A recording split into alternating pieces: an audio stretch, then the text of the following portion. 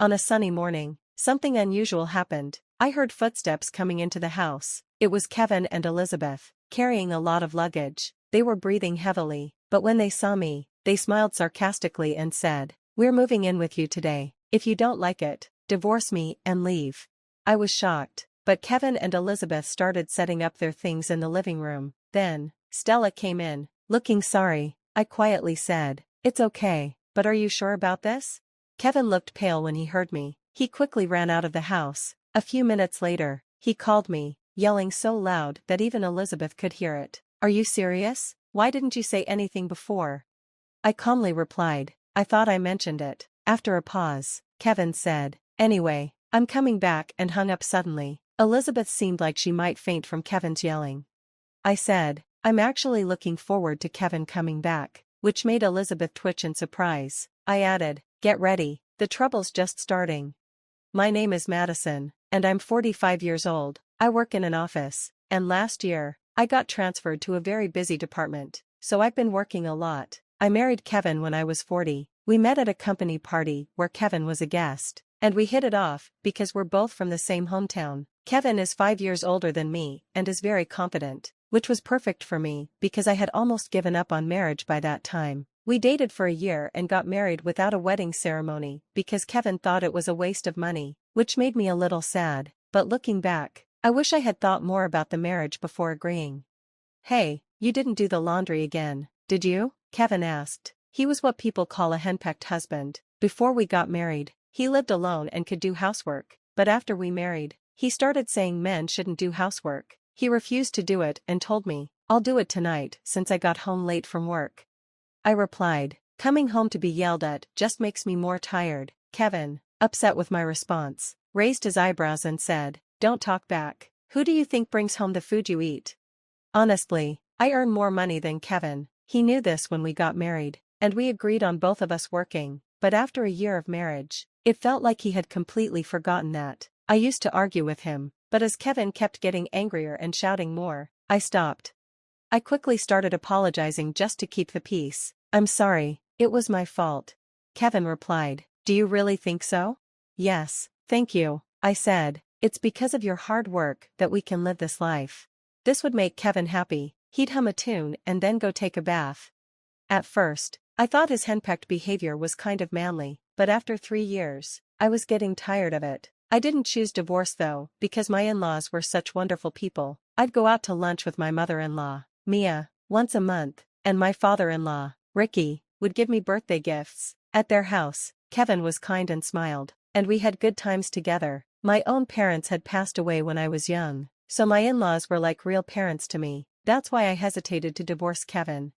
But there was one thing I couldn't stand, Elizabeth, Kevin's sister-in-law, who lived nearby. Elizabeth had divorced because of her affair and now lived alone in an apartment. When I heard about her affair, I started to dislike her. Elizabeth didn't like me either and would badmouth me in front of Kevin, who always supported her instead of reprimanding her. Elizabeth had a daughter named Stella, who lived with her ex-husband. Stella was the spitting image of Elizabeth, but she had a completely different, kind personality. Stella was a very good girl. She used to visit Elizabeth about twice a month, and each time, Elizabeth would bring Stella to our house. "Just a minute, Madison. Please feed Stella something delicious. I'm heading out," Elizabeth would say as she left. "Thanks, bye," Elizabeth would say quickly and leave without waiting for me to respond. Every time, Stella would apologize, and I couldn't ignore such a sweet girl like her. So, I ended up feeding her and taking her out to different places. "Madison, thank you, as always," Stella would say. "It's okay, did you have fun?" I'd ask. "Yes, it was really fun, can I come again?" "Of course," I'd say, smiling as Stella watched my face, shyly asking. I couldn't say no to her. Since I didn't have children of my own, I found Stella very endearing, but I also thought it wasn't good that her real mom, Elizabeth, was never around when Stella visited. So, I decided to ask Kevin, "Hey, whenever Stella comes, Elizabeth is never around, can't she spend a little more time with her?" I only wanted the best for Stella, but Kevin didn't take it that way. His face turned red with anger, and he shouted, "Elizabeth is hurt from her divorce. Unlike you, she's delicate, and yet, you blame her?" I tried to explain, "No, it's not like that. I was just wondering where she goes every time after dropping Stella off. Kevin snapped. There's no need for you to know, just shut up and listen. I didn't say anything more. Kevin wasn't listening to me at all. After a few more apologies from me, Kevin calmed down and started getting ready to leave. I'm heading out, he said. Where are you going? I asked. It's my business. You just stay quiet and say, have a nice day, Kevin yelled as he slammed the door and left. Alone in the quiet room, I cried. It was then that I seriously started to think about divorce, but I hesitated because of my in-laws. A little later, Mia, my mother-in-law, invited me to lunch, and I decided to go after a long time. Where are you going on your day off? Kevin asked. I'm going to lunch with Kevin's mom, I replied. Just don't talk about Elizabeth, Kevin warned me. Why not? I asked, not understanding what Kevin meant. Kevin shouted in frustration. Can't you think a little? You're really stupid, just go already and don't talk about Elizabeth.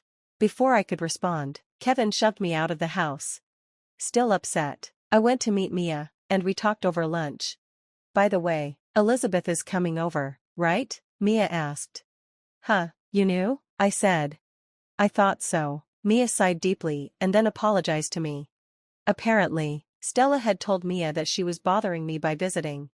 I thought I raised her strictly, but maybe it's a reaction, Mia said. She's into nightclubs. Nightclubs? I asked, surprised. That's right, Mia replied. She seems to have a lot of debt. I was shocked by Mia's words. When Elizabeth came to our house, she always wore expensive clothes and seemed well off. When I told Mia this, Mia looked even more troubled. That child, we've cut ties with her, Madison. You should too, Mia said. Kevin's probably spoiling Elizabeth.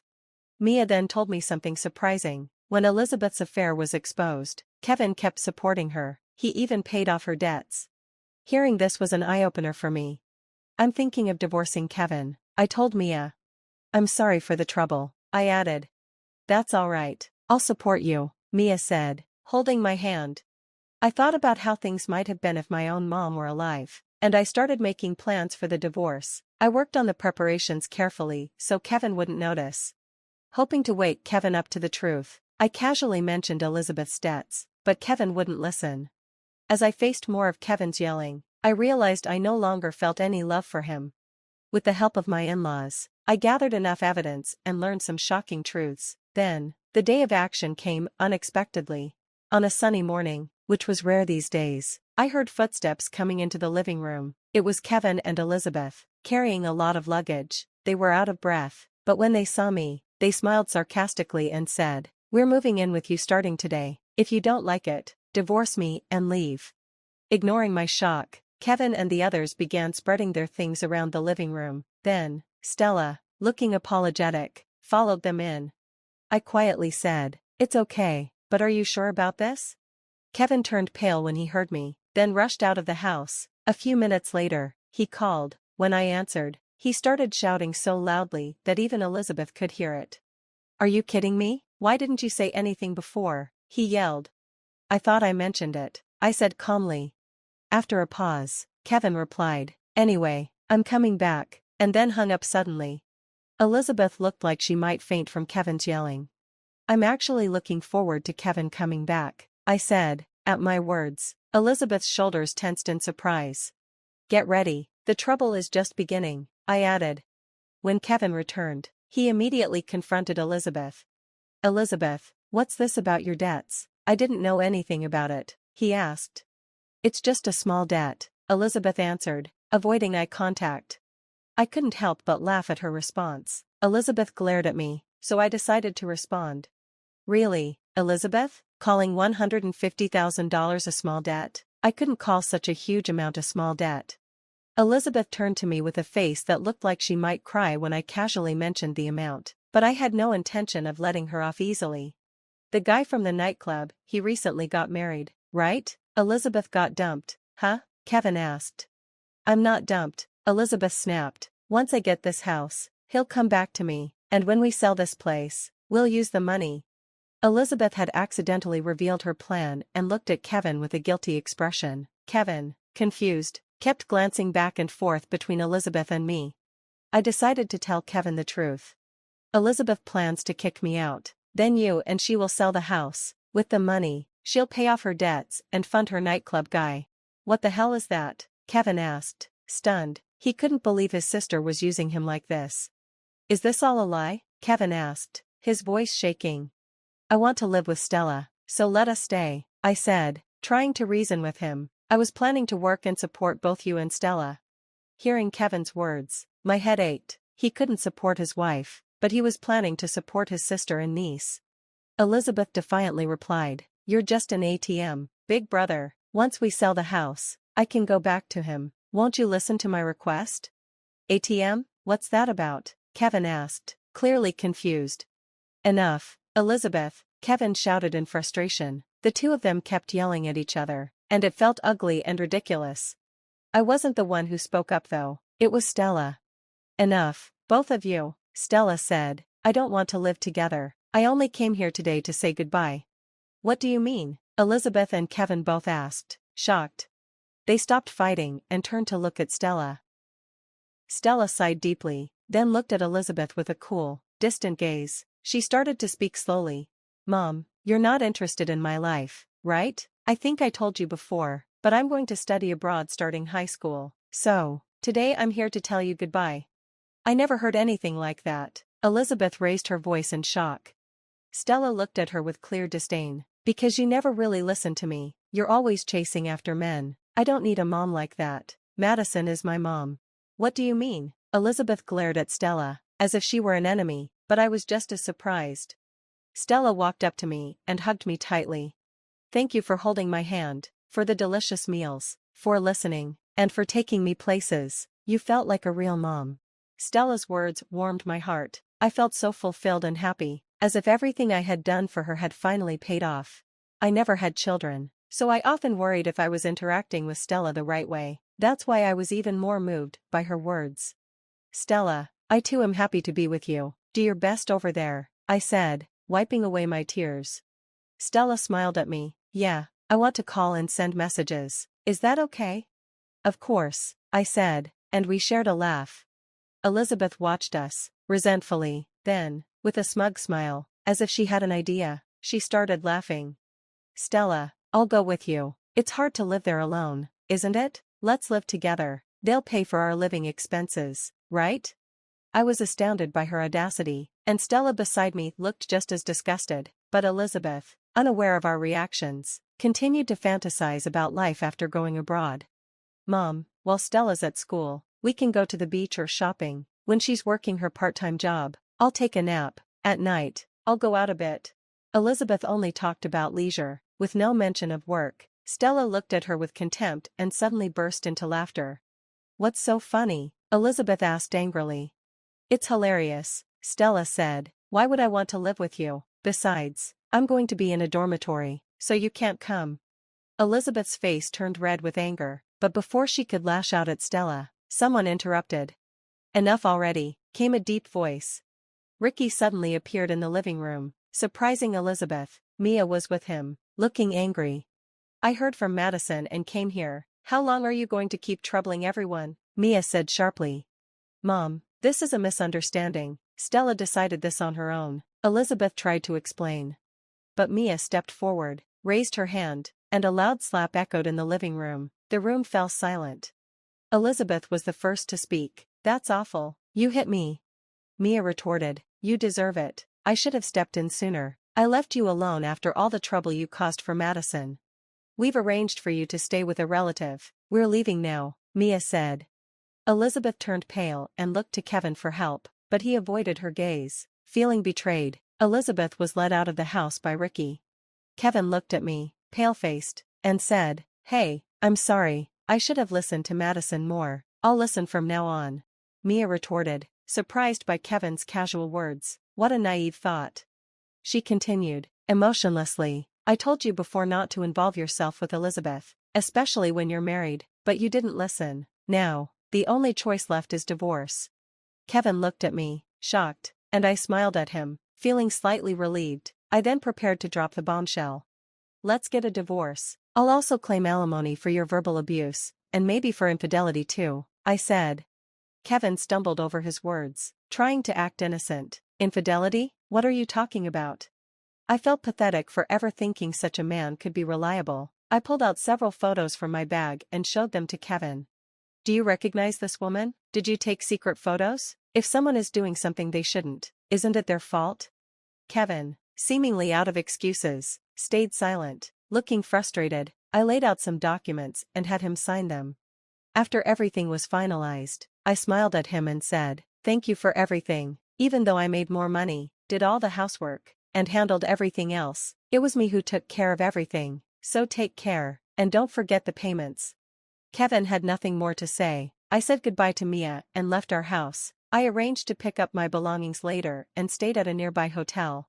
After dropping Stella off at her home, I finally had a clean room, a soft bed, and a space without anyone to complain. That's when I truly regained my freedom after 5 years. The next day, I promptly filed for divorce and became truly free. Mia called to apologize and assured me that Kevin would deposit the alimony within a week, which he did in full. Since Kevin had little savings left from giving money to Elizabeth, the in-laws had paid the alimony in advance. They told me not to worry, as they would get Kevin to repay it in full. Kevin lost his job and ended up living with a different relative. He was sent to a farm where he worked from dawn to dusk without any holidays. Escape was impossible without a car, and the mountain roads were too much for Kevin, who had never driven them. I thought it was tough, but I didn't feel sorry for him. Kevin's affair partner was a club girl who only saw him as a paying customer. She didn't even know he was married and apologized when I met her. She even returned the branded bags Kevin had given her, which I sold and used the money for lunches with Stella. Elizabeth was sent to live with relatives near the sea, working from sunrise every day. Her once well-maintained hair and nails were now a mess. She had fallen behind on child support payments for Stella, and the relatives had to cover it, so now she worked unpaid. I could only hope she might change her ways. Stella, on the other hand, successfully went abroad and now lives in an overseas dormitory. She's gotten close to a girl she shares a room with, and I get messages about their daily adventures. She's planning to bring her friend for a visit during a long break, and I've agreed to host them for sightseeing. As for me, my days are still busy, but without the marriage, my chores are halved, and there's no one to complain. It's a different kind of busy, but much more fulfilling. When I dropped Stella off, I met her dad, Elizabeth's ex-husband, for the first time. He's a nice guy, and we exchanged contacts. We kept in touch about Stella and eventually started going out together. I found peace just being with him, something I never had with Kevin. Even I'm a bit surprised by these feelings. Stella is thrilled about me seeing him. Recently, during a video call, she asked, "When are you getting remarried?" I told her I'm not thinking about it yet, but if he feels the same, maybe someday. To me, Stella is like a true daughter, and she feels the same. Becoming a real family would make me incredibly happy. With that hope in my heart, I had to work today as well.